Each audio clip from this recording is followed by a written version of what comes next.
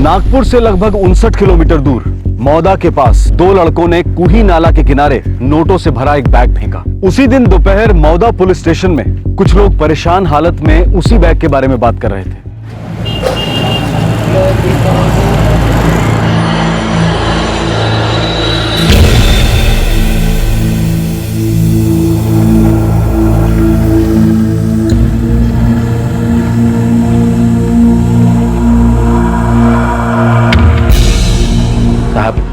मेरे बेटे आशीष ने पैसों की बैग बलराम भाऊ की बेटी कल्पना के हाथ दे दिया और हम लोग गाड़ी से उतर गए। ये बात पावर दोना कामठी रोड की है ना?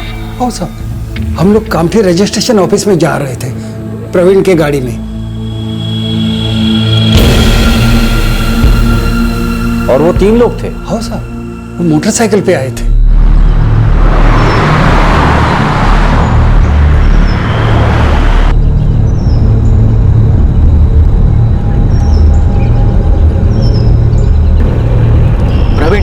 एक मिनट थांबाओ जरा, खाली होना है मेरे को।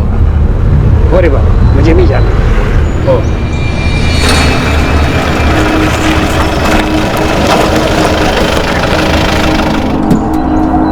कल्पना भाई, बैग पकड़।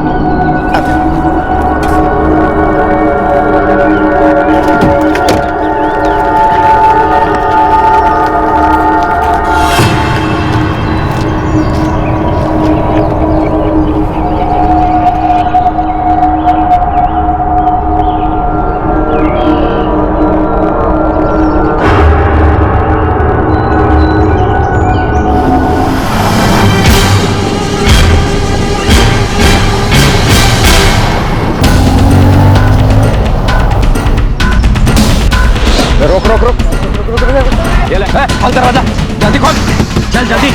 बोला ना दरवाजा खोल, दरवाजा खोल, बैग खोल जल्दी। चल खोल, खोल दरवाजा।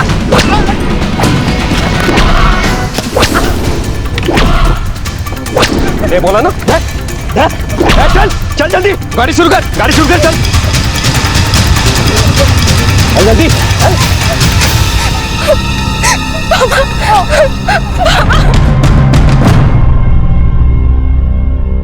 सब कुछ इतना अचानक हुआ कि कुछ पता ही नहीं चला। हम कुछ बोलते कुछ करते उसके पहले वो लोग भाग गए।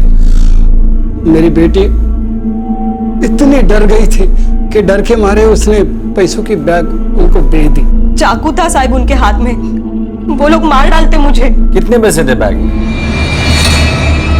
60 लाख रुपए थे साहब। 60 लाख रुपए? इतने सारे पैसे लेकर आप लोग कहाँ जा रहे थे? वो पैसे मुझे बालाराम भाऊ को देने के थे। उनकी खेती की जमीन मैं खरीद रहा था।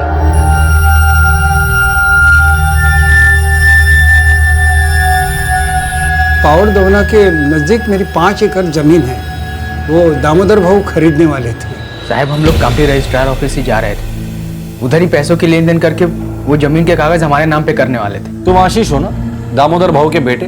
हो साहब। और ये मधु गांवकर है साहब, मेरा दोस्त है। उस दिन साथ में ही था। वो इतनी बड़ी रकम थी तो मैंने इसको बोला था साथ चल करके। दामोदर भाऊ आप कहाँ रहते हैं? साहब अंबाड़ी।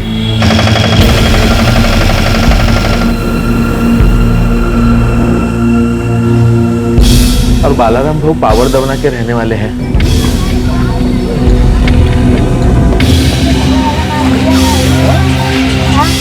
मैं, मेरा बेटा आशीष और उसका दोस्त मधु सवेरे निकले थे गांव से।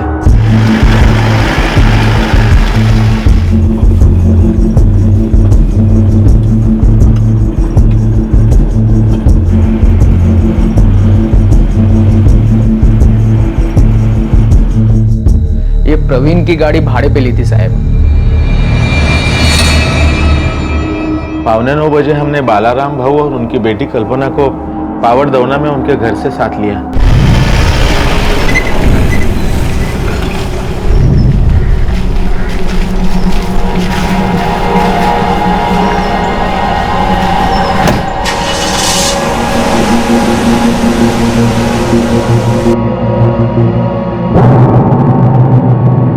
हम लोग कामठी रजिस्ट्रेशन ऑफिस जा रहे थे, तब ये लफड़ा हुआ। ये जमीन खरीदने के लिए मैंने 3 खेत बेच दिए साहब। अंबाटी और नेरला के। मैं तो पूरा कंगाल हो गया साहब। आप लोग 60 लाख रुपया लेकर कामठी रजिस्ट्रेशन ऑफिस जा रहे थे, ये बात किस किस को पता थी? साहब मैं, मेरी पत्नी, मेरा बेटा और उसका दोस्त, बस। और किसी को ये बात पता नहीं थी। बलराम भाऊ, आपकी तरफ से ये बात कौन कौन जानता था? अब मेरी उम्र हो गई है, मेरे सारे काम अब मेरी बेटी देखती है। हो साहब, ये बात मैं जानती थी और मेरा चचेरा भाई जगदीश जानता था। और ये जगदीश इस वक्त कहाँ है? नागपुर में। उसे वहाँ कुछ काम था, इसीलिए वो सौदे के लिए नहीं आ पाया। अब सबके अलावा और भी कोई इस बात को जानता था? जिस तरह से लुटेरे आए और बैग लूट कर चले गए, ये अचानक हुआ हमला लगता नहीं है। पर हाँ साहब, जिस आदमी ने मुझे चाकू दिखाया और मेरे हाथ से बैग छीना, बोला ना तेरे को, दरवाजा खोल जल्दी, दरवाजा खोल दे। मुझे बोला ना, उस आदमी को मैंने पहले देखा है। दामोदर भाऊ, आपको याद है उस दिन रजिस्ट्रेशन ऑफिस में आपने जगदीश को बैग खोल के पैसा देखने के लिए मना कर दिया था, क्योंकि बाहर जो आदमी खड़ा था उसके ऊपर आपको शक था। आपको ऐसे लगा कि वो हमारा पीछा कर रहा है।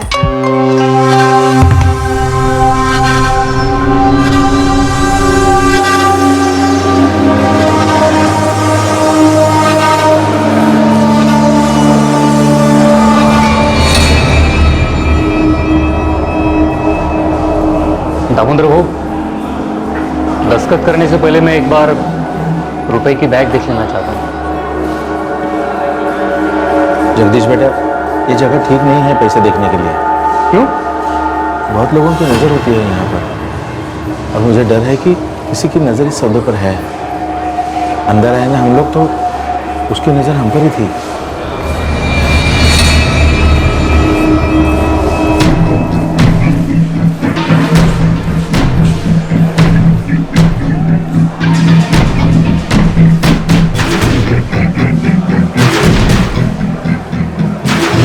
वो जो कान में बाली पहने है ना, वो उसकी नजर है हम पर।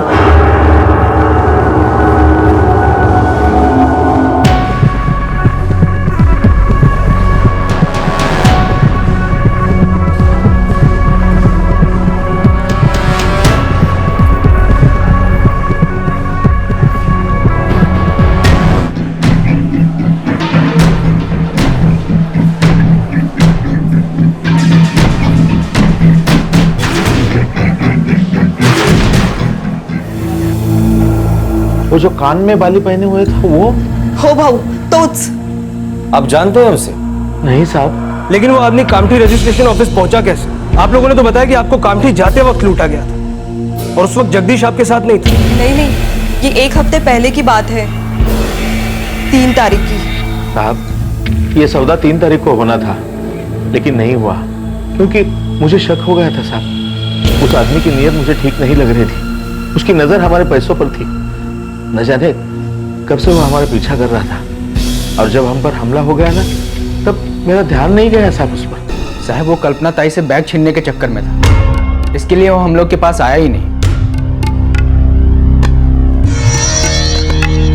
3 जुलाई को आप लोग कामठी रजिस्ट्रेशन ऑफिस गए थे जमीन का सौदा करने, जिस दिन सौदा हुआ नहीं। क्या उस वक्त भी आपने इसी की गाड़ी रेंट पर ली थी? नहीं साहब, उस दिन हम लोग दूसरी गाड़ी से गए थे, और बलाराम काका, कल्पना ताई और जगदीश भाऊ दूसरी गाड़ी से आए थे। 11 जुलाई 2013 को जमीन के सौदे के लिए गई 2 पार्टीज पर हमला हुआ और उनके पास से 60 लाख रुपए लूट लिए गए। लेकिन ऐसा लग रहा था कि लूट की साजिश पहले ही की गई थी, क्योंकि इससे पहले 3 जुलाई 2013 को भी यह सौदा होना था और लूट के डर की वजह से नहीं हुआ था। क्या यह एक सोची समझी साजिश थी? क्या इस लूट के पीछे दोनों पार्टीज में से किसी एक का हाथ था? कुलकर्णी, ये लूट अचानक हुई है ऐसा लगता नहीं है मुझे। सर, मेरे को तो पक्का साजिश की बू आ रही है। ये 2 पार्टी में से कोई तो एक झूठ बोल रहा है। सर, एक बात मुझे बहुत अजीब लगी। बलराम भाऊ का भतीजा जगदीश मापुसकर 3 तारीख को वो पैसे देखने की जिद कर रहा था, और जिस दिन सौदा हुआ उस दिन वो आया ही नहीं। साहब लूट की खबर मिली और मैं झट से वापस आ गया। जगदीश, इस लूट में तेरे साथ कौन कौन शामिल था, जल्दी बोल दे। साहब ये क्या पूछ रहे हो आप? और मैं तो आज यहाँ था ही नहीं, मुझे क्या मालूम? ये तो सबको मालूम है। चल एक बात बता, लूट के 60 लाख रुपए कहाँ छिपा के रखे? साहब मैं आज सवेरे काम से नागपुर गया था, आप चाहे तो फोन करके पूछ लो। तूने पूरा प्लान बनाया और खुद सटक लिया नागपुर, ताकि तेरा नाम कहीं ना आए। वो लुटेरे पहले भी आए थे, लेकिन दामोदर भाव ने उनको देख लिया था। 3 जुलाई को लूट नहीं पाए तो ये प्लान बनाया ताकि जिस दिन लूट हो तुम वहां पर रहो ही नहीं और तुम पर कोई शक ना करे। इतने सारे लोगों में सिर्फ एक पे हमला नहीं हुआ और वो है कल्पना, जिससे बैग छीनी गई। क्या वो भी इस प्लान में शामिल है? कौन सा प्लान है? हम लोगों का ऐसा कोई प्लान था ही नहीं, और मुझे क्या पता कि ये ऐसा कुछ होने वाला है। हाँ, उस दिन मैंने पैसे का बैग दिखाने को बोला था क्योंकि मैं देखना चाहता था सच्ची में 60 लाख है या नहीं। साहब, पिछले 6 महीने से यह सौदा चल रहा था, 6 महीने से। दामोदर भाऊ 1 एकड़ का 12 लाख देने को तैयार नहीं थे। पहले वो बोले 8 लाख, फिर 8 से 9 और फिर 9 से 10 तक बात आई, और आखिर में बलराम काका ने जो कीमत बोली थी उसी पर सौदा पक्का हुआ। और मेरे को शक होने लगा था उस आदमी के पास वाकई इतना रुपया है या नहीं। इसलिए मैं बोला कि मेरे को पैसे का बैग देखने का है। दामोदर भाऊ, दस्तखत करने से पहले मैं एक बार रुपए की बैग देख लेना चाहता हूँ। 3 तारीख को तू अपनी आंखों से 60 लाख रुपए देखना चाहता था, बराबर? हो सर। जो तू देख नहीं पाया। और आज 11 जुलाई जब जमीन का सौदा होने वाला था तब तेरा मन नहीं किया तेरी कल्पना ताई के साथ जाके 60 लाख रुपए गिनने का? बराबर, आज ही तुझे काम आ गया और आज ही तू गायब हो गया। साहब, आज से 3 दिन पहले यानी 8 जुलाई को मैं देख चुका था कि उनके पास 60 लाख है।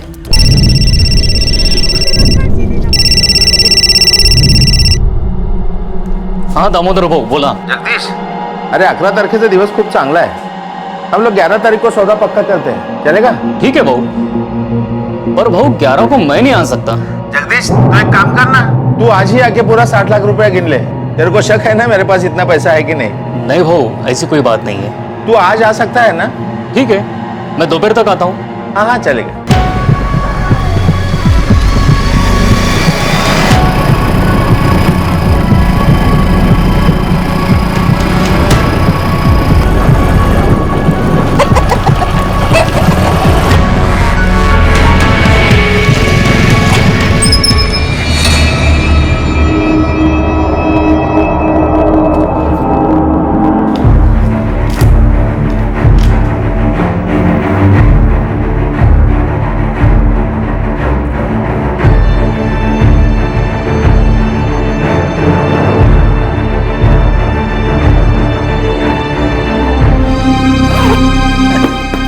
ठीक है, खातरी हो गई?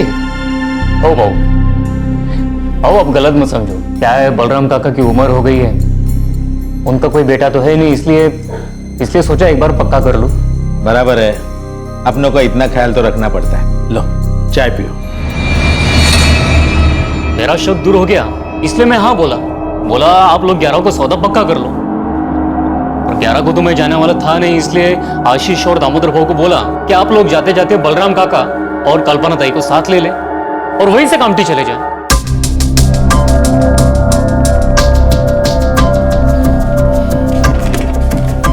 सर, जगदीश वाकई नागपुर में था। वो जिस ऑफिस में गया था वहां से कंफर्म हुआ है और उसका वहां जाना पहले से तय था। मतलब उसने कोई प्लानिंग नहीं की थी। कोई लोकल गैंग या कोई हिस्ट्री शीटर शामिल है? सर, खबरियों को काम पे लगा दिया है। अब तक तो नहीं लगता कि किसी लोकल गैंग का इसमें हाथ हो। 60 लाख बहुत बड़ी रकम है, यहाँ का कोई शामिल होता तो अब तक पता चल जाता। ये जमीन का सौदा, ये सौदे में कुछ गड़बड़ है। कुलकर्णी हो ना हो, कोई ना कोई तो अंदर का ही शामिल है इसमें। साहब, अब मेरी उम्र कितनी बची है, तबीयत भी ठीक नहीं रहती है, इसलिए मैंने सोचा कि अपनी जमीन बेच दो और जो मिले 2 बेटियों में बांट दो। मेरा कोई बेटा भी नहीं है, इसलिए मैंने अपने गांव के जमीन का सौदा करने वाले मुकेश जाधव को बोला, कोई ग्राहक होगा तो देख। और साहब, मेरा काम तो जमीन खरीदना और बेचना है। कम कीमत पे जमीन खरीदो और भाव बढ़ जाए तो उसे बेच दो। मुकेश यादव को मैं जानता हूं साहब, और हमारे इलाके के सारे दलाल मुझे भी जानते हैं।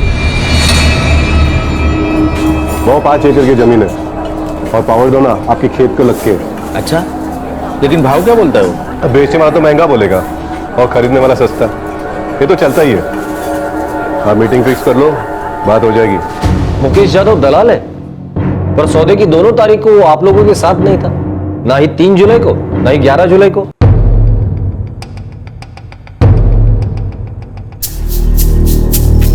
नहीं दामोदर बाबा, 12 लाख से कम में नहीं बेचने का। देखो बलराम भाऊ, 15 साल से जमीन बेचने खरीदने का काम करता हूँ। जमीन देख के उसका भाव बोलता हूँ मैं। मेरे ख्याल से 9 लाख का सौदा ठीक रहेगा। आप कोशिश कर लो, 8 से ऊपर आपको कोई नहीं देगा। इतनी जल्दी नहीं है, पर घाटे में तो नहीं बेचने का जमीन, यानी गरज ही नहीं। ठीक है, मर्जी तुमची, आप सोचो, मैं भी सोचता हूँ। अच्छा, चलता हूँ फिर। बलराम भाऊ, हम अगर मुकेश भाऊ को इस सौदे से दूर रखते हैं तो उसमें तुम्हारा भी फायदा है और मेरा भी फायदा है। देखो, 1 महीना हो गया, जमीन की सौदेबाजी हो, उसके बारे में बातचीत हो, हम लोग ही तो कर रहे हैं, तो फिर दलाली किसी को काय को देने का है ना। अच्छा, चलता हूं।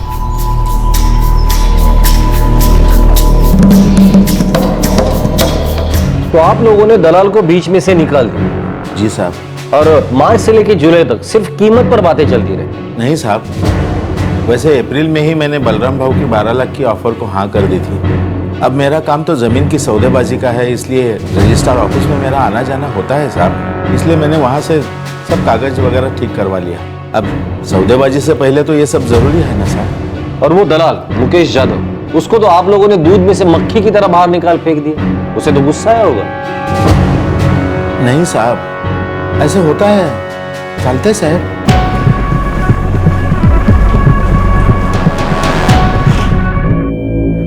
अब दोनों पार्टी मिलके दलाल को बीच से हटा दे तो हम लोग क्या कर सकते हैं साहब? मुकेश यादव, बदला लेने का ख्याल नहीं आया तुम्हें? गुस्सा तो आता है साहब, पर धंधे में नुकसान कौन चाहता है? दोनों पार्टी अटके बैठी थी, एक 9-10 पर, दूसरा 12 लाख पर।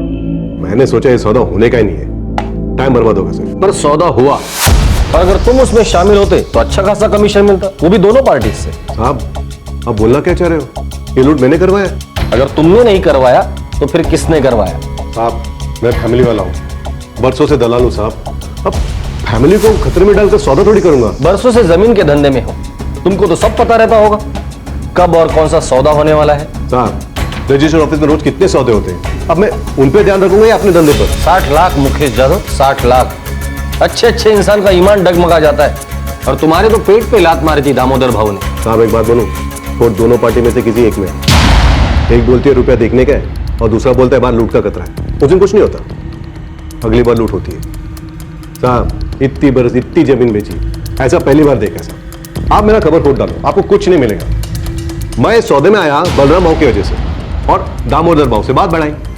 अब उन दोनों का लगा कि मेरे को बीच में नहीं रखने का। अब मेरे को क्या मालूम अब क्या होगा। इस सौदे में जरूर कुछ गड़बड़ थी। बेचने वाले या खरीदने वाले में से किसी एक के मन में लालच आ गया था। पुलिस को अब तक ऐसी कड़ियां नहीं मिल पाई थी जिन्हें जोड़कर कोई कहानी बन सके और यह पता चल सके कि आखिरकार ये लूट करवाई किसने थी, कौन था वो शातिर खिलाड़ी। उसी शाम लुटेरों में से 2 ने डकैती की जगह से कुछ ही दूर पर लूट का बैग फेंक दिया।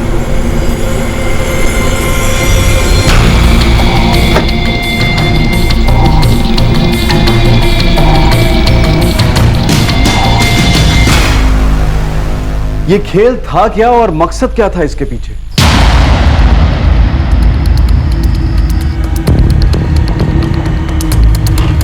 सर, किसी के भी कॉल रिकॉर्ड से ऐसा नहीं लगता कि इनमें से कोई भी इसमें शामिल है। फिर भी ये लूट मुझे सोची समझी साजिश लगती है। लुटेरों को पता था कि माल कहां है और कब और कहां जाने वाले हैं। सर, ये जो गाड़ी भाड़े से ली थी प्रवीण कापसे की, कहीं उसका तो हाथ नहीं?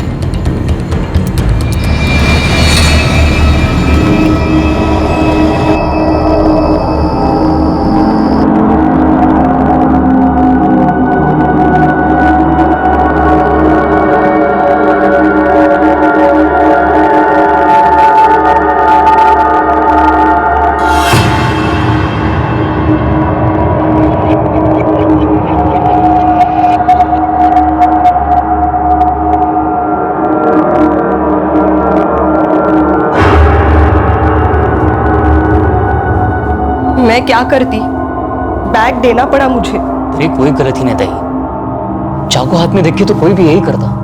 पर पुलिस को तो मुझ पे ही शक है ना, क्योंकि उन लोगों ने मुझ पे हमला नहीं किया है ना। और उसका ये मतलब तो नहीं कि तू भी इस लूट में शामिल है।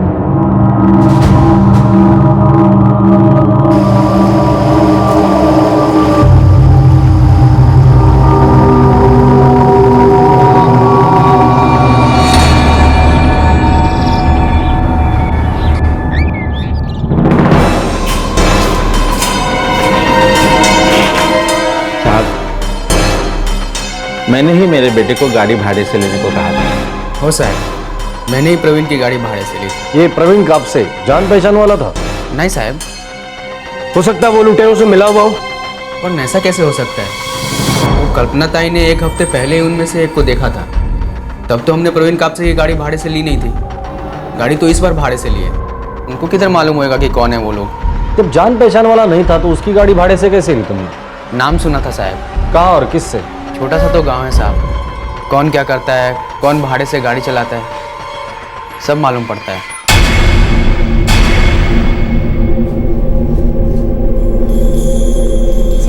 साहब वो टवेरा मेरी खुद की है, कर्जे पे ली है, पिछले 2 सालों से चला रहा हूँ। इस लूट में तेरे साथ और कौन कौन था? साहब देख प्रवीण, हमें पता चल चुका है कि इस लूट में तेरा भी हाथ है।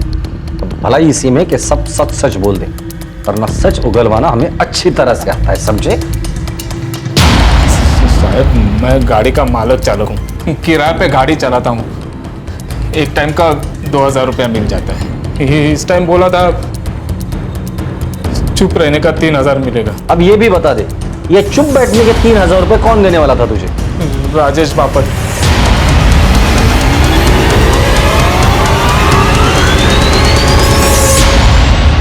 उसी ने कल्पना ताई से बैग छीनी थी, बाकी मुझे कुछ नहीं मालूम साहब।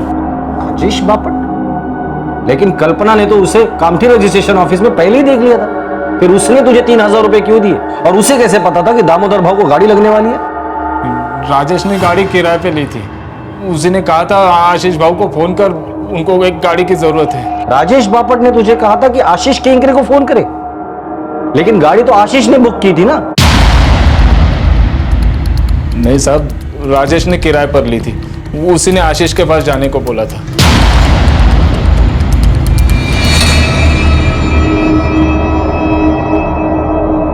आशीष, ये प्रवीण कापसे की गाड़ी तुमने भाड़े पर ली थी? हो साहब। ठीक से याद करो। हो साहब, गाड़ी भाड़े से मैंने ही ली थी। साले, अब याद आया कुछ? हाँ? याद आया कुछ? नहीं साहब, वो गाड़ी मैंने भाड़े से नहीं ली थी। बाप के पैसे चुराने की साजिश करता है तू? हाँ? ये राजेश बापट कौन है और कहां रहता है?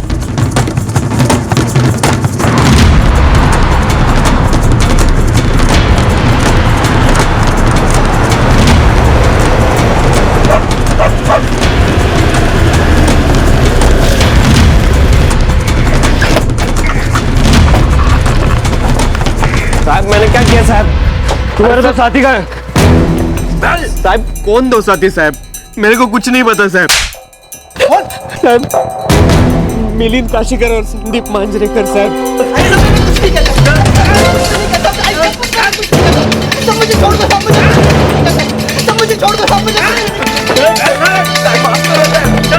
मेरी गलती नहीं है साहब, मेरी गलती नहीं है साहब।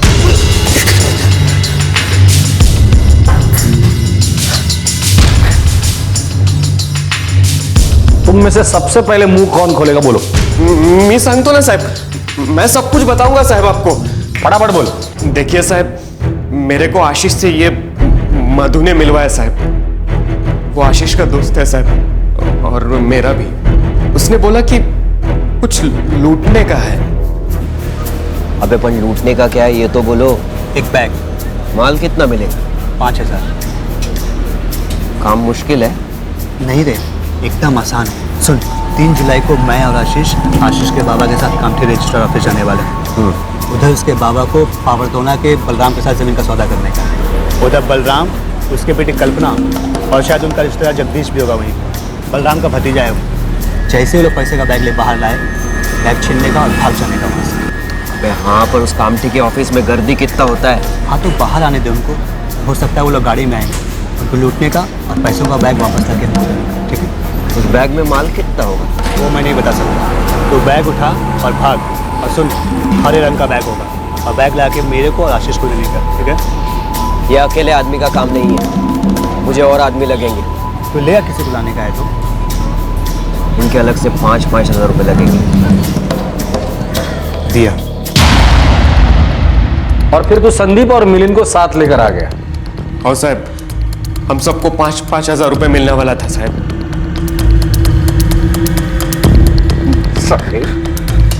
तेरे बाप के पैसे पर तेरी पहले से ही नजर थी। वो तो अच्छा हुआ कि 3 तारीख को तेरे बाप ने इस कान के बाली वाले को देख लिया, वरना तो उसी दिन उड़ाकर लेके जाता था 60 लाख रुपया।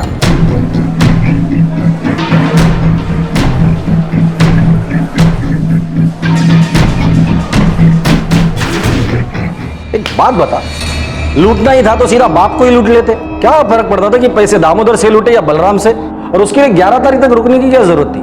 3 तारीख को ही बाप को लुटवा देता।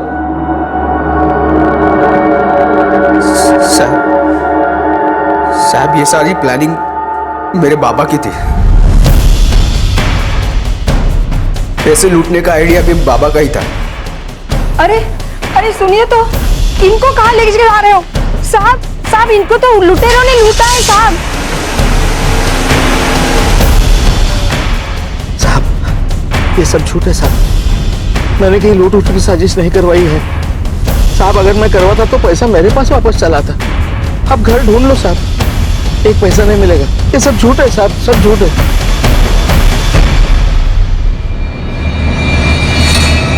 पैसे तुम्हारे पास कहां से आते दामोदर भाऊ? तुम तो पूरी दुनिया को टोपी पहना रहे हो।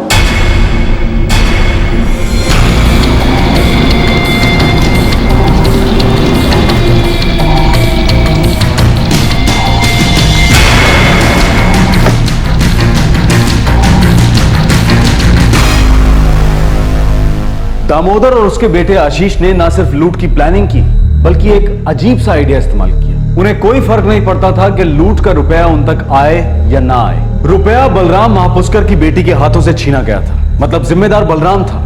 इसलिए दामोदर किसी भी बहाने से उससे जमीन छीन लेता, बिना कुछ दिए भी।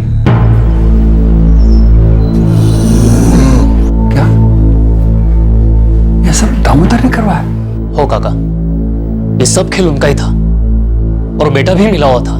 और वो 60 लाख रुपए की बैग बाद में लुटेरों ने नाले के पास डाल दी। पर क्यों?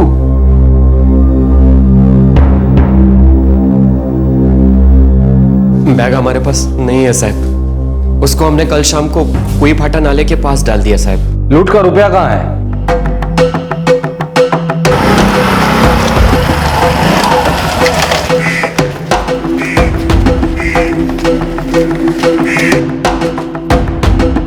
हमको हमारे काम का रोकड़ा कभी मिलेगा? मधु ने बोला है कि पहले वो लोग पुलिस में शिकायत करेंगे, वो हमें शाम को फोन करेगा। राजेश, मेरे को लगता है इस बैग में बहुत माल है। हाँ, वजनदार है, देख तो नहीं कितना है।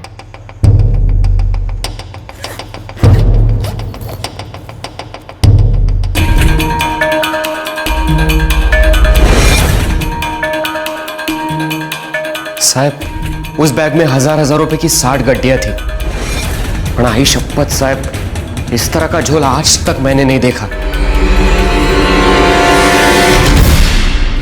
ऊपर और नीचे की नोट असली, बाकी सब नकली। कोरे कागज, रंग लगा था कोने कोने पे।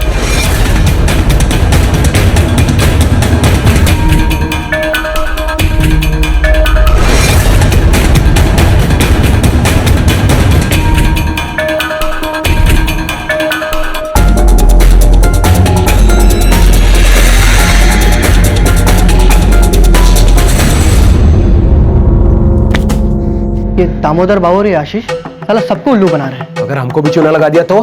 साला ये दामोदर भाऊ और आशीष की तो इस गड्ढे के ऊपर और नीचे के नोट तो असली है। अपना अपना हिस्सा हल्का करो, ये बैग यही कहीं फेंक देंगे। अबे नकली नोट का लफड़ा है, अपन इस फंसेंगे। चल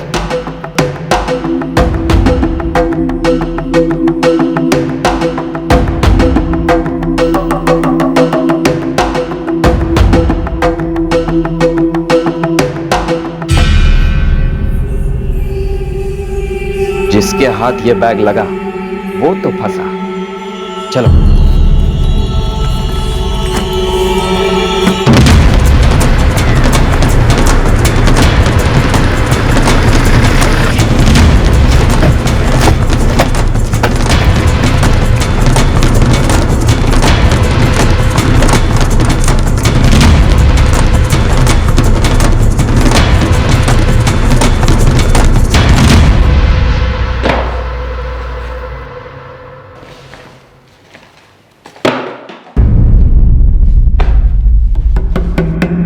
वाह, काय डोकं है।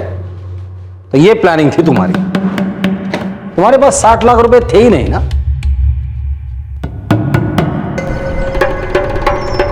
जमीन बड़ी अच्छी है और मुझे इसे हाथ से नहीं जाने देना है। सोने के भाव बिकेगी बाद में। और बाबा 60 लाख रुपए किधर से आएंगे? तू अगर मेरी मदद करेगा ना तो ये काम हो सकता है। हमें कुछ देना नहीं पड़ेगा और ये जमीन हमारी हो जाएगी। और बालाराम काका बिना पैसे दिए जमीन देंगे क्या? तू चिंता मत कर उसकी। बालाराम भाऊ को मैं अच्छी तरह से जानता हूँ। उनके जमीन के कागजात मैंने ठीक करवाए हैं ना। बड़ा नेक दिल इंसान है, एकदम सीधा साधा, और भरोसे के मामले में तो आंख पे पट्टी बांधने वाला है वो। पर ऐसा कैसा बाबा, बिना कुछ दिए जमीन देंगे क्या? तू कुछ ऐसे लोगों को ढूंढ जो रास्ते में बैग रुके।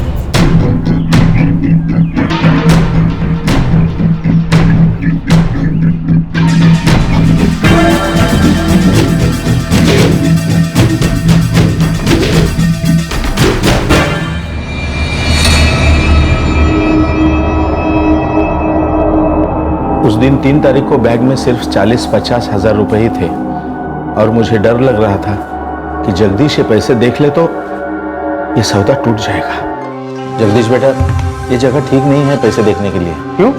अंदर आए ना हम लोग तो उसकी नजर हम पर ही थी। दामोदर भाऊ, तुमने प्लान तो ऐसा बनाया था कि रुपए अगर लूट भी जाए तो बलराम और उसके परिवार के हाथों से, पर बीच में जगदीश ने टांग अड़ा दी और तुम्हें तुम्हारा प्लान बदलना पड़ा। राजेश और उसके साथी जो तुम्हारे भाड़े के टट्टू थे, तुमने ऐसा दिखाया कि ये कुछ गुंडे हैं जो तुम्हारा पीछा कर रहे हैं और तुमने उन्हें देख लिया है। वो जो कान में बाली पहना है ना, वो उसकी नजर है।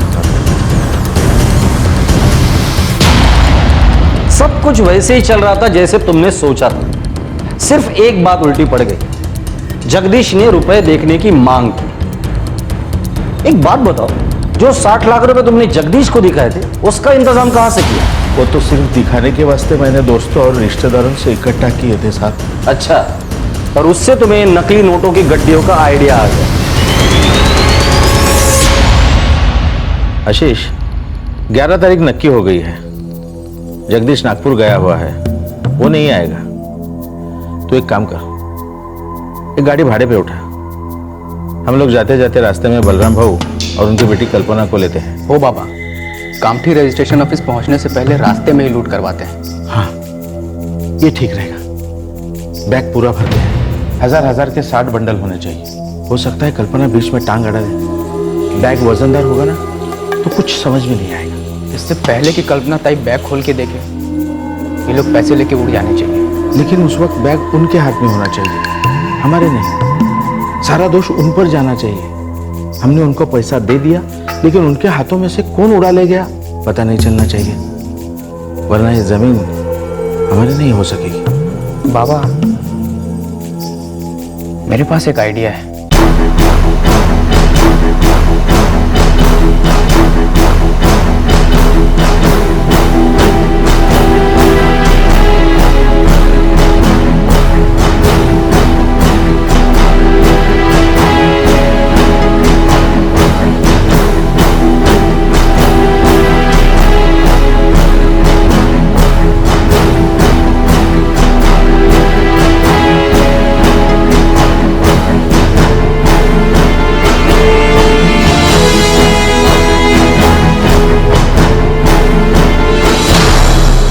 बाबा, अब किसी को डाउट नहीं होगा।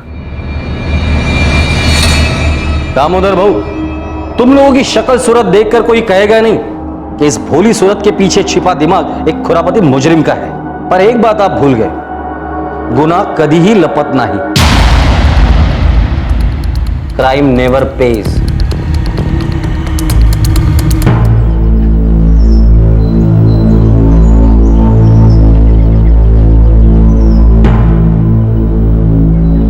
बाबा, चहा थंड होतोय।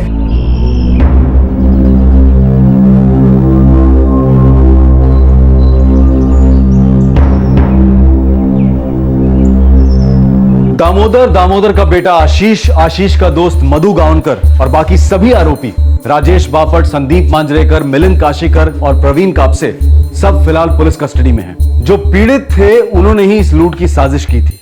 उन्हें लगा था कि वो बड़ी आसानी से सबकी आंखों में धूल झोंक देंगे और पकड़े नहीं जाएंगे, लेकिन पुलिस ने उनका जमाया खेल बिगाड़ दिया। 5 महीनों से दामोदर के साथ न जाने कितना वक्त गुजारा बलराम ने, लेकिन उसे क्या पता था कि उसकी पीठ पीछे क्या साजिश चल रही है। इतने बड़े धोखे की साजिश करना, उसको अंजाम देना और फिर यह उम्मीद करना कि कोई पकड़ नहीं पाएगा, ये सारे ख्याल दिमाग में आते कहां से?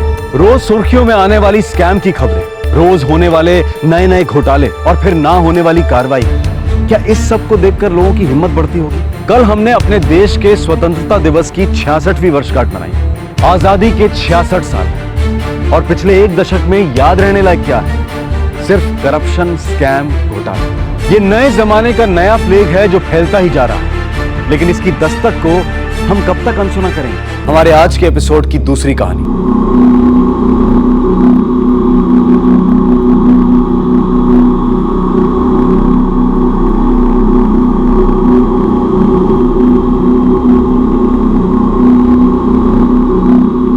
अब तक शिनाख्त नहीं हुई, नाम तक नहीं? नहीं सर, अब तक कुछ पता नहीं चला।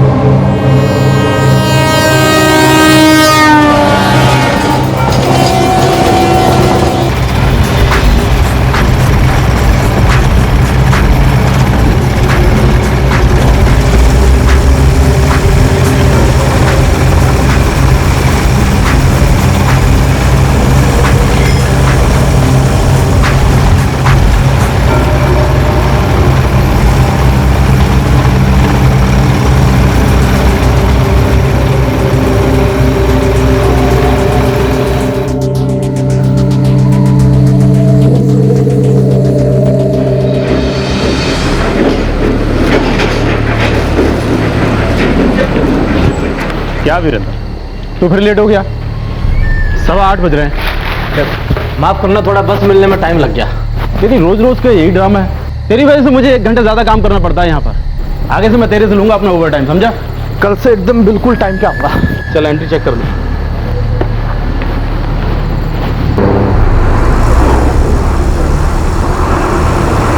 थैंक यू यार। है अरे कितना? 80, 55, 8.5 पे।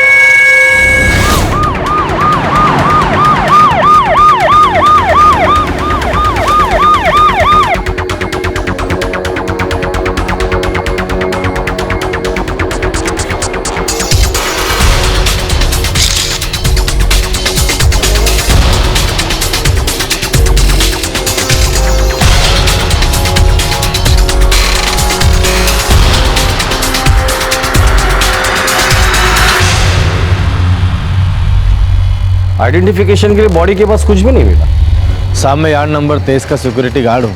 रोज की तरह राउंड पे निकला था, तभी मेरी नज़र इस लाश पे पड़ी। किसी ने चिल्लाने की आवाज़ नहीं सुनी?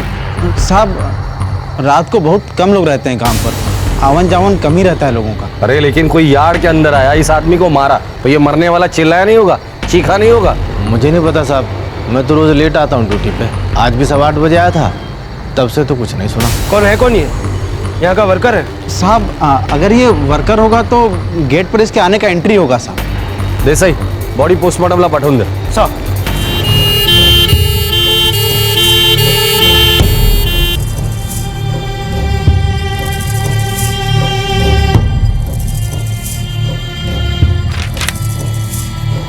नहीं साहब, इसकी कोई एंट्री नहीं है यहाँ पर। तो फिर ये अंदर कैसे आया?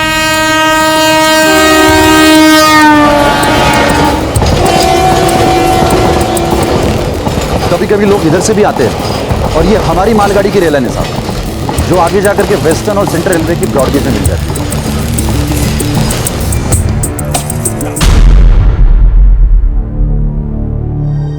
कौन था वो आदमी और क्यों मारा गया?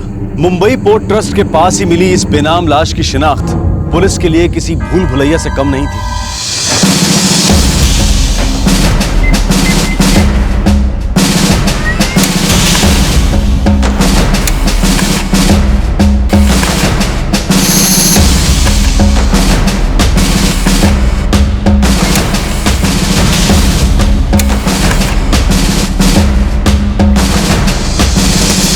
सर, मुंबई और आसपास के सारे पुलिस स्टेशन से पता किया, ऐसी कोई मिसिंग कंप्लेंट नहीं है और ना ही इस आदमी के बारे में कोई जानकारी। डेड बॉडी के पास भी हमें कुछ नहीं मिला, ना सेल फोन ना आईडी कार्ड, जिससे ये पता चल सके कि इस आदमी का नाम क्या है, रहता कहाँ है, सिवाय सिनेमा के 2 टिकटों के।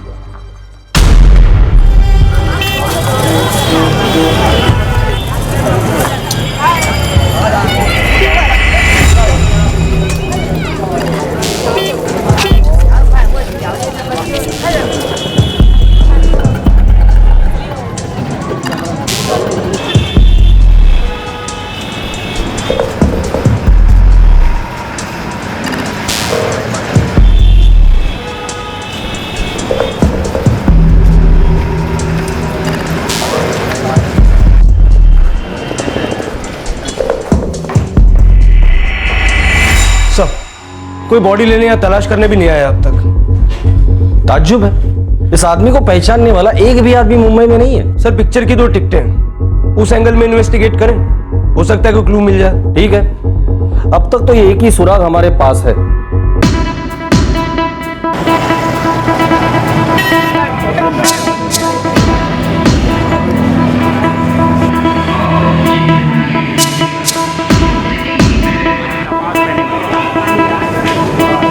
सब बहुत ही छोटा सा थिएटर है ये हमारा, 30 रुपए का टिकट है आज के जमाने में भी। यहाँ पे सीसीटीवी कैमरा कहाँ से लगाएंगे साहब? ये फोटो ध्यान से देखो, 4 जुलाई को ये आदमी यहाँ पिक्चर देखने आया था। देख के बताओ, पहचानते हो इसे? नहीं साहब, पता नहीं कौन है, रोज बहुत सारे लोग आते हैं यहाँ पे साहब। पर साहब एक बात है, शायद आपका किसी काम आ जाए। बोलो। साहब, मजदूर टाइप के लोग ज्यादा आते हैं यहाँ पे, और बाजू में कोठे हैं, कुछ लोग तो वहां से लड़कियां भी लाते हैं, और हो सकता है ये किसी का कस्टमर हो और वो पहचान जाए।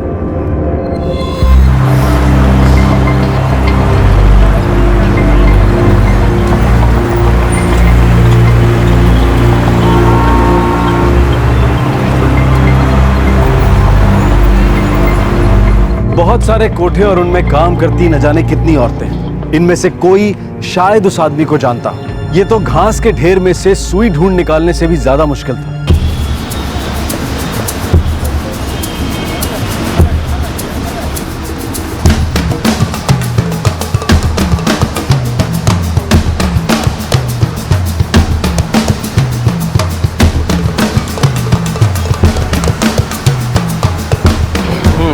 ये हो गया, ये हो गया, ये हो गया, ये हो गया, और वो पीछे वाला एरिया भी हो गया ना? हाँ सर, पर अभी भी 4 एरिया बाकी है। चलो वो भी देख लेते हैं, शायद कुछ मिल जाए।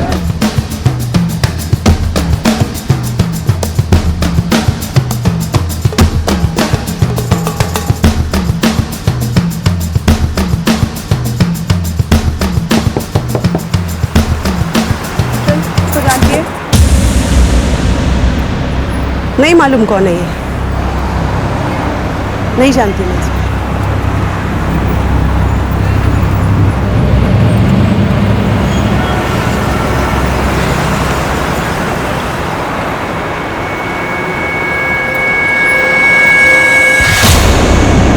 अरे छोड़, कहाँ लेके जा रही है? अरे बोल ना। नाज़नीन नाम है इसका। तू नहीं जानती है आदमी कौन है? मैंने उधरिच बोला था कि नहीं जानती करके, क्या को खाली फिर टाइम वेस्ट करने का। तेरे पास वाले कमरे में जो रहती है उसका नाम बता। वो तो रुखसाना है। नहीं मालूम कौन है ये।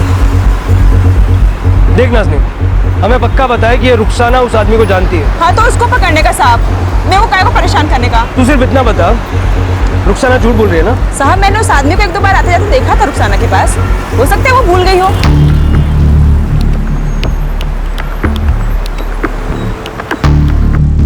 तू जानती है इसको रुखसाना? नहीं, नहीं जानती। हमें पता है तुम झूठ बोल रही हो। एक बार बोला ना साहब, नहीं जानती मतलब नहीं जानती। अभी भी झूठ बोल रही हो। मैं सच्ची बोल रही है साहब। हमें सिर्फ ये पता करना है कि ये आदमी है कौन। साहब, धंधे से सर उठाने का टाइम नहीं मिलता। अब क्या मैं हर आने जाने वाले का फोटो खींच के मोबाइल में रखेगी? अरे नहीं पड़ने का इस लफड़े में मेरे को साहब। तेरे पास आया था? हर आदमी का चेहरा देखेंगे ना तो जीना मुश्किल हो जाएगा। हम हाथों का रोकड़ा देखते हैं, आदमी का चेहरा नहीं। देख रुखसाना, मैं जानता हूं तू लफड़े में नहीं पड़ना चाहती, पर ये लफड़ा नहीं है, एक्सीडेंट का केस है। एक्सीडेंट में मरा ये। अब इसकी फैमिली होगी, उनको इन्फॉर्म करना होगा। बेचारे के बीवी बच्चे होंगे। फिर बता दे, क्या जानती है इसके बारे में? साहब, ये कौन है ये तो मैं नहीं जानती, पर हाँ आया था ये मेरे पास 2-3 बार, यही कोई 1 आध महीने पहले।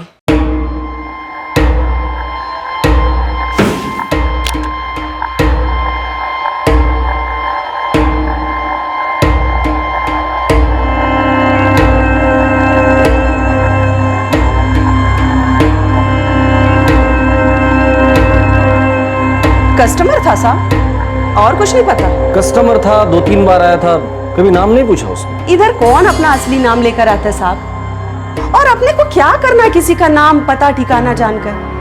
अपना काम है, रोकड़ा लिया, काम किया, खलास। और वैसे भी वो कोई सेठ वेठ नहीं था कि मैं उसका नाम पता जानती। तेरी मैडम को तो मालूम होगा ना? मेरे को मेरा मालूम, अपनी कोई मैडम नहीं है। ये तुम्हारे पास आया कैसे? वो मेरा एक पहचान वाला उसको लेकर आया था। कौन? जमाल। पूरा नाम बोल। अशरफ जमाल साहब, वो मेरा पुराना कस्टमर है, वही उसको लेकर आया था मेरे पास। ये अशरफ जमाल मिलेगा कहाँ? वो तो नहीं पता साहब, वो कोई कंस्ट्रक्शन साइट पे दिहाड़ी मजदूरी का काम करता है। किधर? इधर ही वडाला में कहीं।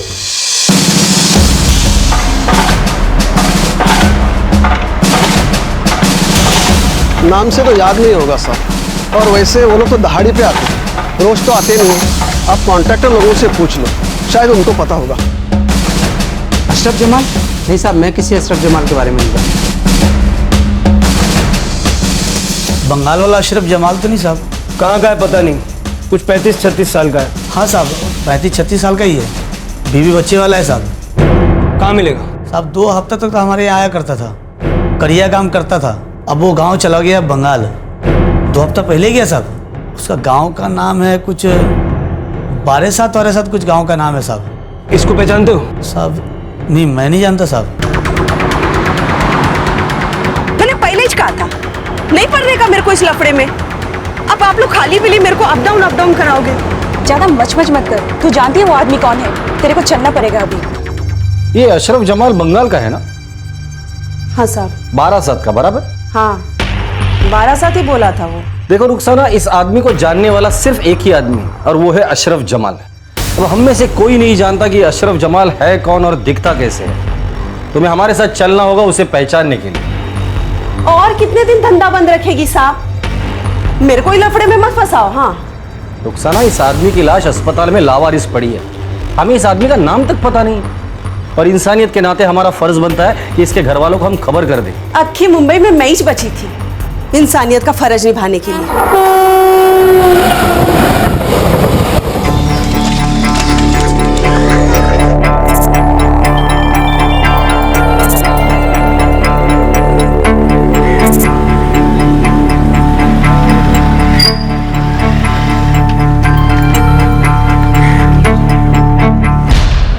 अभी 7 गांव और बाकी है। और 12 जिला है साहब, बहुत सारा गांव है जिला में। और यदि अशरफ जमाल इधर का है तो मिल ही जाएगा। ठीक है, इस काम के लिए अगर ज्यादा लोगों की जरूरत है तो ले लो, लेकिन ये अशरफ जमाल मुझे किसी भी हालत में चाहिए। ठीक है साहब।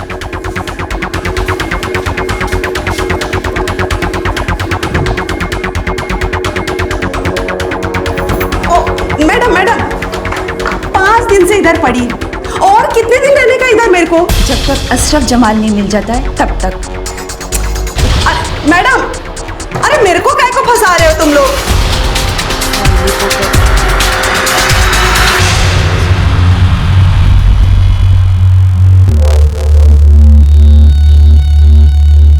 उस बेनाम आदमी का खून हुए 2 हफ्ते गुजर चुके थे, लेकिन पुलिस को अब तक उसका नाम भी पता नहीं चला था। लगभग 10 दिन तक पश्चिम बंगाल में रहने के बाद पुलिस को इस केस का पहला सुराग मिला। अशरफ जमाल के बारे में जानकारी मिली, जो शायद मरने वाले को जानता था। हेलो, हाँ साहब, मिल गया अशरफ। कहाँ है वो? इधर ही चांदपुर में देसी दारू के अड्डा में पड़ा है। पी के टूने है साहब।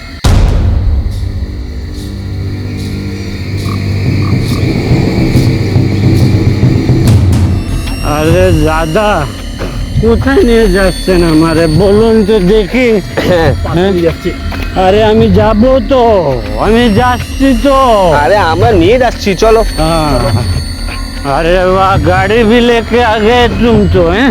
अच्छा चलो, गाड़ी নিয়ে যাচ্ছ আমাকে।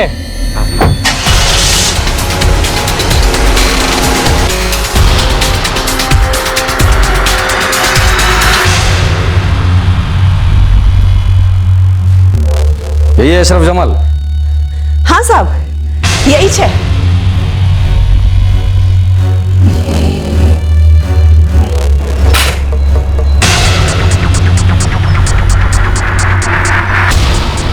अशरफ, इसे जानते हो? ये तो हुसैन है साहब। इसको क्या हो गया? तो हुसैन का पूरा नाम क्या है? नहीं मालूम साहब, ये तो हुसैन ही बताया था अपना नाम। मैं तो उसको हुसैन करके बुलाता था साहब। देख अशरफ, हुसैन का मर्डर हो चुका है और हम लोग इसके परिवार वालों को ढूंढ रहे हैं ताकि इसकी बॉडी उनके हवाले कर सकें और इसके खूनियों को भी पकड़ने आए। साहब, मैं इसके परिवार के बारे में कुछ नहीं जानता साहब। वो 2-3 हफ्ता इसके साथ काम किया था, वो कंस्ट्रक्शन के साइट पे साहब। इसके अलावा कुछ नहीं पता साहब।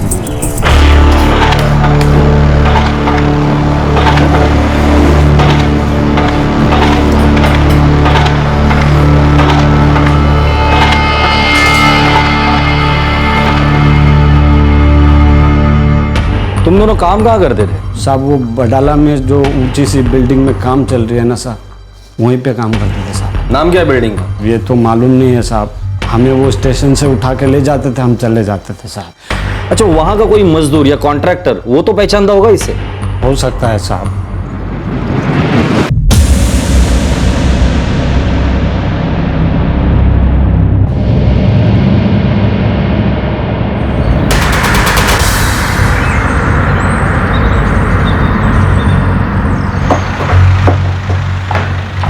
हाँ साहब, ये हुसैन है। इस हुसैन का पूरा नाम क्या है? ये रहता कहाँ था और इसके फैमिली के बारे में क्या जानते हैं? अब इसका बायोडाटा तो मुझे नहीं मालूम साहब, लेकिन इतना मालूम है कि ये ग्रैंड रोड स्टेशन के बाहर खड़ा रहता था। वहीं से इसको मैंने 3-4 बार उठाया।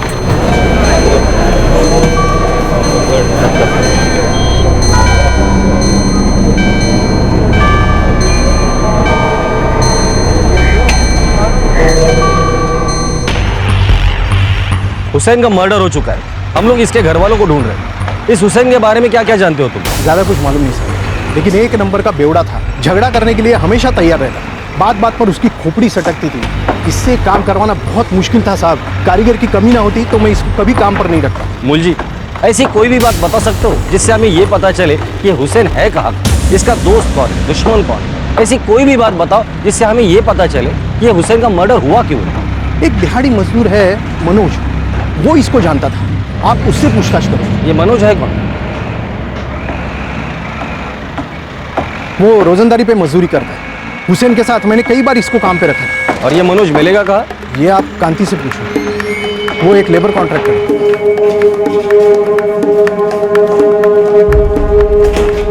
कांति, मुझे मनोज चाहिए। साहब, मनोज तो इधर नहीं है। मेरी जानकारी में तो गांव चला गया। गांव कहाँ है उसका? उत्तर प्रदेश का है साहब। 2 हफ्ते पहले उसका एक्सीडेंट हो गया था, उसके बाद वो गांव चला गया। इसको जानते हो? नहीं साहब। ये भी मनोज की तरह मजदूरी का काम करता था? पता नहीं साहब, मैं मनोज को ही उठाया करता था प्लम्बिंग के काम के लिए। इसको कभी नहीं उठाया। मनोज का कोई फोन नंबर है? हाँ, है ना साहब।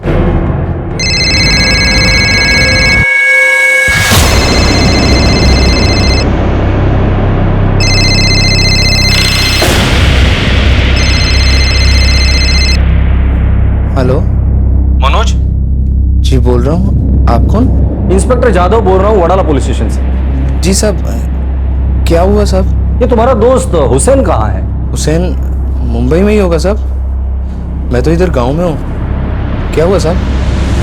अब क्या किया हुसैन ने? मुझे हुसैन का पूरा नाम चाहिए, उसके फैमिली के बारे में क्या जानते हो तुम? साहब उसने कभी अपना पूरा नाम बताया ही नहीं, मैं उसे हुसैन ही बुलाता था साहब, और ज्यादा जान पहचान तो थी नहीं हमारी, हम एक ही जगह काम करते रहे, बस इतना ही साहब। और वैसे भी मैं उससे 2 हाथ दूर ही रहता था साहब। क्यों? साहब एक तो वो बहुत पीता था, ऊपर से जरा जरा सी बात पे सबसे झगड़ा करता था साहब, और कोई भी उसको काम पर लेना ही नहीं चाहता था। मजदूर कम हो, मजबूरी हो, तभी उसको बुलाते थे साहब। मनोज, तुम्हारे दोस्त हुसैन का खून हो चुका है। क्या?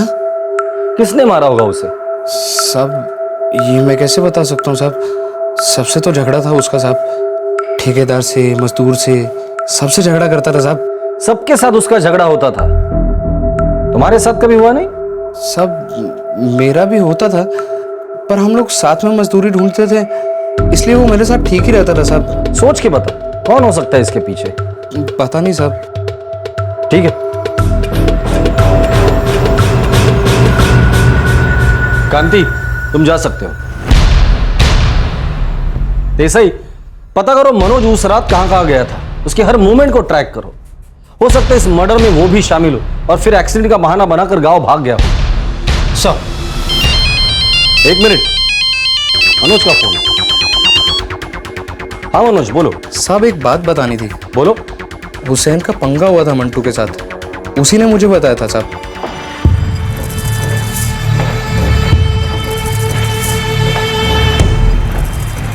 हुसैन, अब तू क्या बैठने को आएगा इधर? हाँ, काम खत्म नहीं करना तेरे को आज? अबे 2 मिनट बैठ के सांस ले ली तो क्या आसमान सर पे गिरा क्या? अरे 2-2 मिनट करके सब लोग ऐसे सांस लेने बैठ जाओगे ना तो आसमान जरूर गिरेगा, और मेरे ऊपर। देख, काम करोगे तो पैसा मिलेगा, नहीं तो नहीं। बात तो ऐसे करता है जैसे एहसान कर रहा है काम देके और पैसा देके। हुसैन, तू सबसे पंगा लेना बंद करना।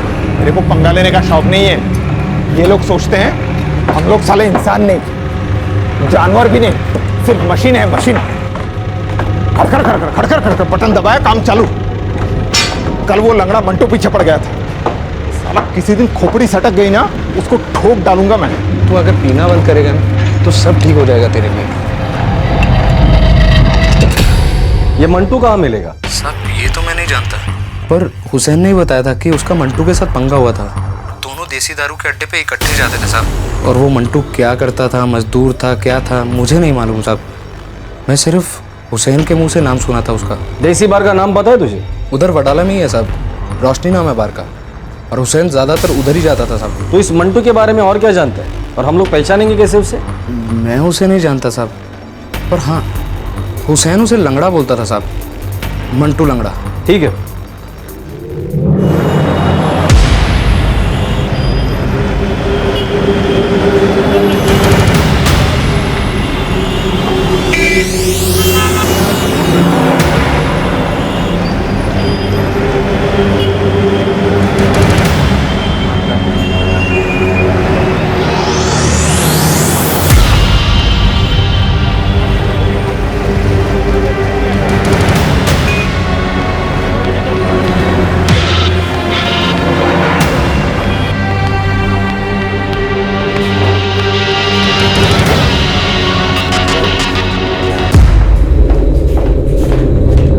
सर 3 रात हो गई, मनोज ने बताया था वैसा कोई भी आदमी उस बार में नहीं आया। इस मनोज के बारे में कुछ पता चला? नहीं सर, ऐसा नहीं लगता कि उसका मर्डर में कोई हाथ है।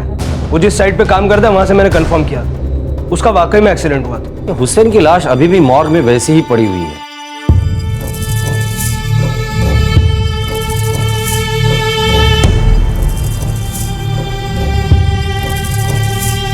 सर किसी दूसरे स्टेट से काम की तलाश में आया होगा, इनका कोई फिक्स ठिकाना तो होता नहीं है, रोजगार की तलाश में रोज सुबह स्टेशन के बाहर खड़े रहते हैं। कौन इनका नाम पता लिख के रखेगा? बात तो ठीक है देसाई, पर मर्डर किया किसने वो तो पता करना ही पड़ेगा। हो सकता है हुसैन को जिसने मारा है वो उसकी फैमिली को जानता होगा। हो सकता है सर।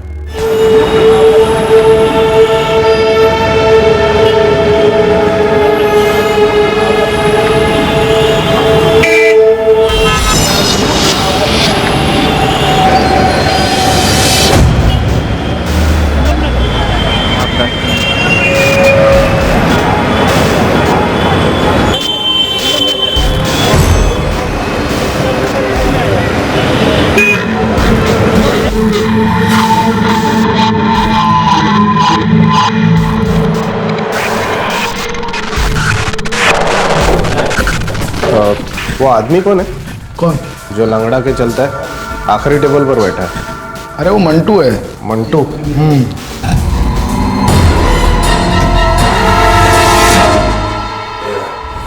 क्या हुआ साहब? अरे साहब, साहब बोलोगे तो देखो साहब, अरे साहब क्या कीजिए साहब?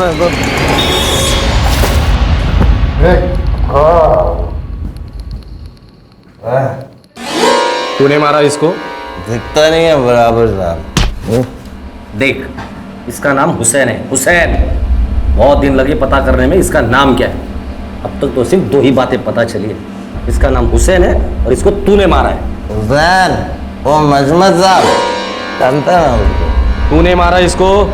साहब, मरे हुए को कौन मारेगा? अच्छा, ऐसा ही इसको उल्टा लटका दो, फिर ये सब सच बोल दे। नहीं साहब, साहब सच बोलेगा ना साहब। साहब कौन मारा किसको सब बोल डालेगा। पौवा पिला दो।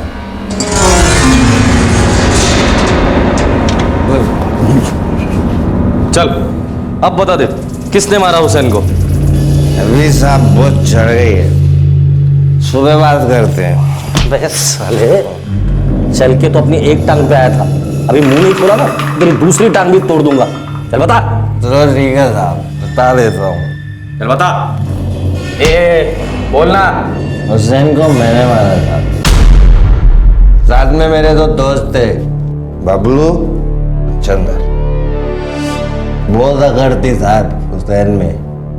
2 कौड़ी का मजदूर, मैं कॉन्ट्रैक्टर। फिर भी साला सबके सामने गाली देता था मेरे को साहब। हाँ तो क्या पूरा नहीं करेगा काम? बार बार कान मत खा, काम बोला है हो जाएगा। तू मच करेगा ना तो नहीं होगा। नहीं, मेरे को अभी पूरा काम चाहिए। चलो चल, अभी तो मैं नहीं करता, तू उखाड़ ले जो उखाड़ना। ए हुसैन, कॉन्ट्रैक्टर मैं, तू नहीं समझा क्या? चल। भाई तू सिर्फ ठेकेदार है, मेरा बाप तो नहीं ना जिसकी मैं सुनूं।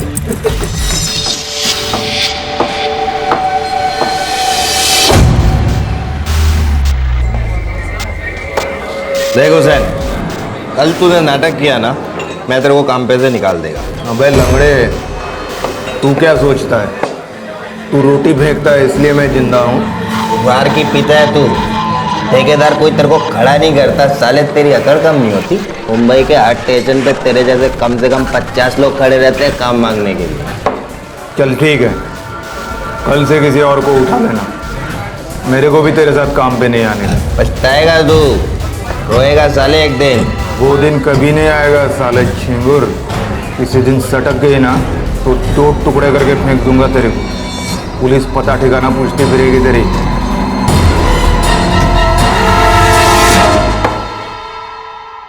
बस साहब, खोपड़ी दारू का पत्ती बन गए मेरे से ऐसे बात की, तब भी सोच लिया साहब इसका तो ठीक करने का ही है। तब बोला चंदर और बबलू को, साले का ऐसा सेटिंग करने का है, काम मांगना भूल जाए। पकड़ लिया उसको तीनों ने।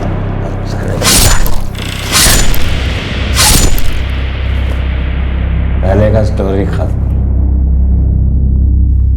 अभी मैं सो जाऊं साहब, नींद आ रही है।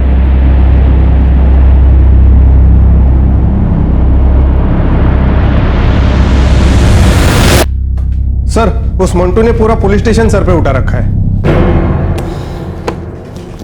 अरे बुलाओ ना साहब को, मेरे को बात करने का है। क्या रे, क्यों हल्ला कर रहा है? क्या साहब, इधर काहे को बंद कर रखा है? मेरे को काम पे जाने का है साहब। साहब मेरा पूरा काम, साहब पूरा लोग मजदूर इंतजार कर रहे होंगे साहब मेरा। चुप, क्यों शोर मचा रहा है? शोर काहे का साहब? ये लोग बोल रहे हैं मैंने किसी हुसैन को मारा है। कौन हुसैन साहब? मैंने नहीं मारा किसी को, फंसा रहे मेरे को ये लोग। जास्त शानपणा करो नको साहब। अब मैं ठेकेदार हूँ साहब, मर्डर वर्डर काम ही नहीं मेरा। रात को टाइट होकर पूरी स्टोरी बोल चुका है तू। क्या क्या बोला मैं? सब में क्यों मारेगा किसी हुसैन को साहब? साहब मेरे को देरी हो रही है साहब, मेरे को साइट पे जाने का है साहब। साइट पे जाने तुझे देरी हो रही है? अब तेरी उतर गई है, अब तू सब सच बोलेगा।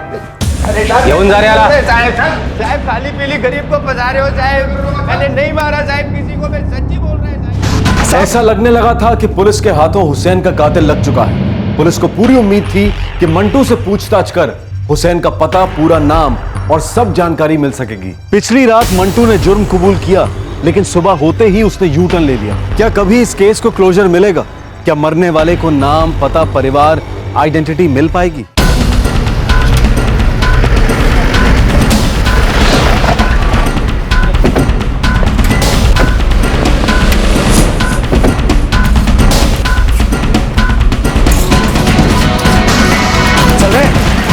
क्या हुआ साहब?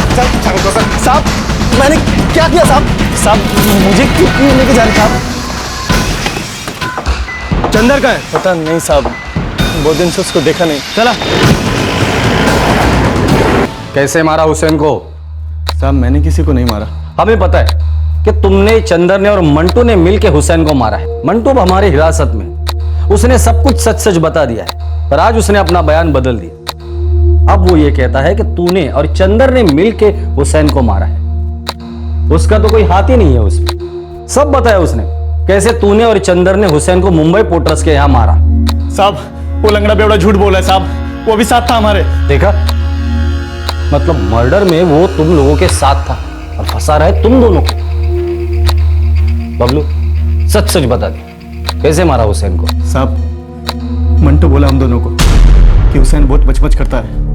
हमने भी देखा था साहब, बहुत अकड़ता था वो। तो मंटू बोला कि उसको सबक सिखाने का है। हमको कोई लफड़ा नहीं चाहिए था साहब, सब उसको ही मांगता था। फिर तूने क्यों मारा हुसैन को? साहब वो हम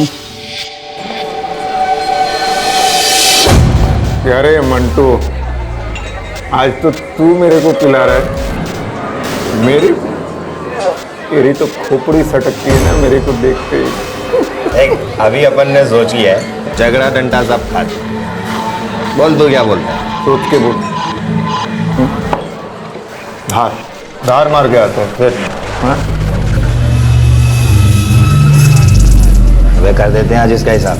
अबे पर इसको मार के मिलेगा क्या? साले पलटी खा रहे हो तुम लोग। बोले थे ना सब दोगे। जाने दे, फालतू के लफड़े में नहीं पड़ने का।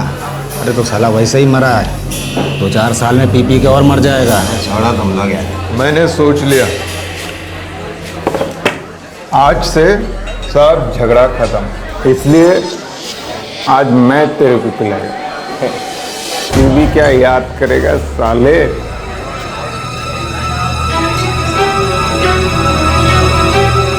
अबे आज बहुत माल है तेरे पास। सब कॉन्ट्रैक्टर लोगों के साथ पंगा लेके सबसे वसूली करनी, सबका हिसाब खत्म।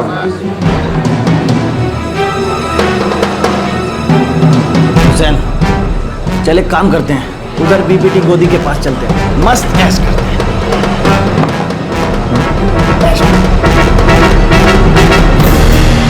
चलो साले के ऐश करते हैं। हमने सोचा था हुसैन का पैसा मार लेंगे और मंटू जो चाहता है वो भी कर देंगे। मंटू भी खुश, अपन भी खुश।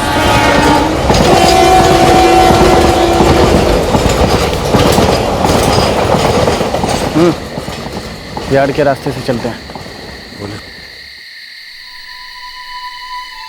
यार्ड के रास्ते से चलते हैं। क्या बोला? कुछ नहीं, यार्ड से शॉर्टकट लेते हैं। मैं तो थोड़ी देर में लुढ़कने वाला हूँ यार। बस क्या हुसैन, चलना।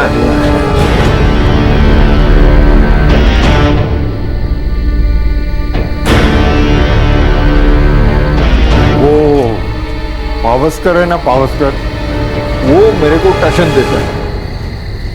मैंने उसको बोला है चल निकाल मेरे पैसे। वो बोलता है आज नहीं मिलेगा। बोले मिलेगा कैसे नहीं भैया? हैं चल।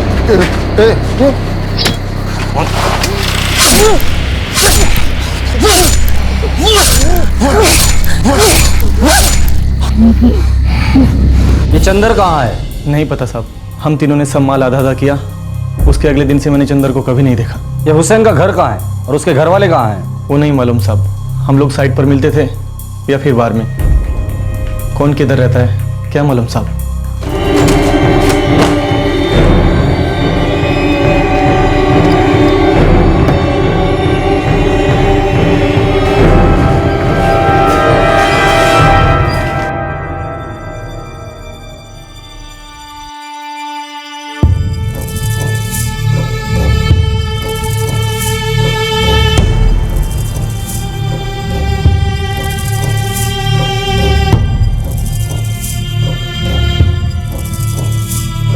लगभग 1 महीने बाद हुसैन को दफनाया गया और उससे कुछ समय पहले ही इस हत्या का तीसरा आरोपी चंदर भी पकड़ा जा चुका था। मंटू, बबलू और चंदर अभी पुलिस की हिरासत में है। हुसैन की शिनाख्त करने में, उसके खूनियों तक पहुंचने में पुलिस ने जरा भी कोताही नहीं बरती। सारी कड़ियां जोड़ ली गई और कातिल आखिर पकड़े गए। एक कड़ी अब तक या फिर न जाने कब तक अनसुलझी रहने वाली थी। हुसैन का पूरा नाम क्या था, कहां से आया था वो और कहां है उसका परिवार? दूर दराज से न जाने किस किस गांव से ये लोग रोजी रोटी की तलाश में शहरों में आते हैं। कुछ कारीगर, कुछ सिर्फ मजदूर, कुछ हुनर की कमाते हैं, कुछ मेहनत की। शहरों को सिर्फ वो हाथ चाहिए होते हैं जो ईंट पर ईंट रखते जाएं, मंजिलों के ऊपर मंजिलें बनाते जाएं, इमारतें खड़ी करती जाएं, हमारे घर बनाते जाएं, हमारी और कईयों की जिंदगी कंप्लीट करते जाएं। और उनकी जिंदगियां कभी कभार बिना क्लोजर, बिना समापन के खत्म हो जाती हैं। आपसे फिर मुलाकात होगी क्राइम पेट्रोल दस्तक में एक और नए केस के साथ। इस तरह के और भी एपिसोड देखने के लिए हमारे चैनल को सब्सक्राइब करें और बेल आइकन दबाना ना भूलें।